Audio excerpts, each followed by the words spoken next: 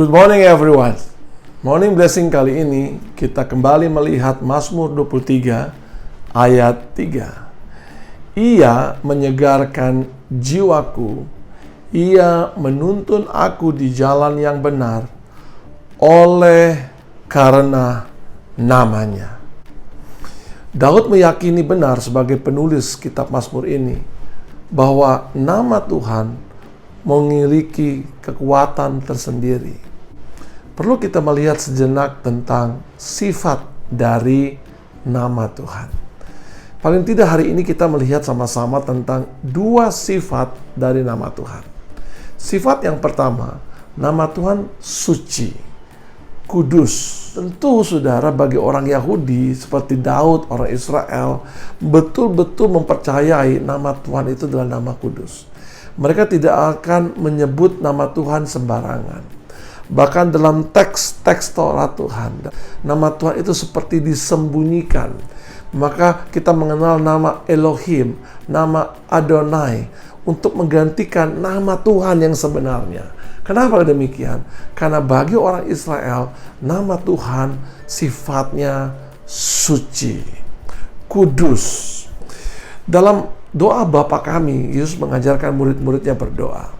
Kalau kamu berdoa, berdoalah demikian. Bapa kami yang di surga, dikuduskanlah namamu. Jelas sekali ada penekanan dikuduskanlah namamu. Untuk bisa menyebut, memanggil nama Tuhan, kita harus benar-benar kudus. Itu maksud dari kata dikuduskanlah namamu. Tanpa kekudusan kita tidak bisa melihat Allah. Karena Tuhan suci, karena Tuhan kudus, mari berusahalah setiap kita hidup suci, hidup kudus. Yang kedua, atau sifat yang kedua adalah nama Tuhan berkuasa. Kita meyakini benar bahwa di dalam nama Tuhan berkuasa. Perjanjian baru mengajarkan kepada kita secara khusus tentang nama Tuhan. Saudara ingat Yohanes dan Petrus, satu kali ada di pintu elok, di gerbang masuk bait Allah yang kudus.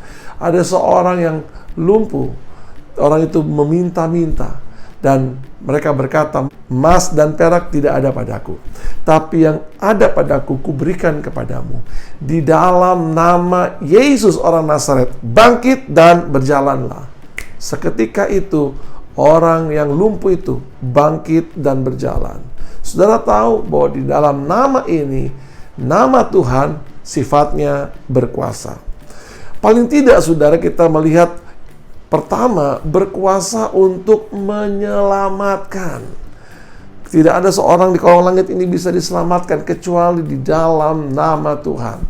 Percayalah saudara, ketika saudara memanggil nama Tuhan, mempercayai nama Tuhan, bahwa Yesus Kristus adalah Tuhan dan Juru Selamat, pada saat itu karya keselamatan akan bekerja dalam hidup saudara.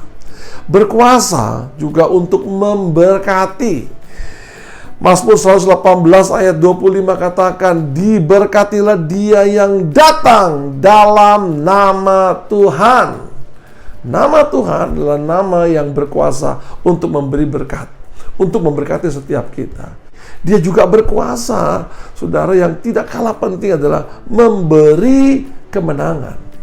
Daud maju ketika berhadapan dengan raksasa Goliat. Daud berkata, engkau datang dengan pedang dan tombak dan lembing, tetapi aku mendatangi engkau dengan nama Tuhan semesta alam, Allah segala barisan Israel yang kau tantang ini.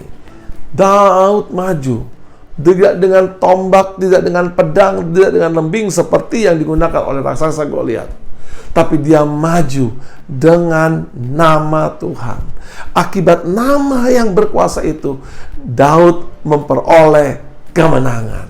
Saya tidak tahu pergumulan apa yang akan saudara hadapi hari ini, tapi sebesar apapun tantangan dan pergumulan yang saudara hadapi hari ini, berjalanlah maju bersama dengan nama Tuhan.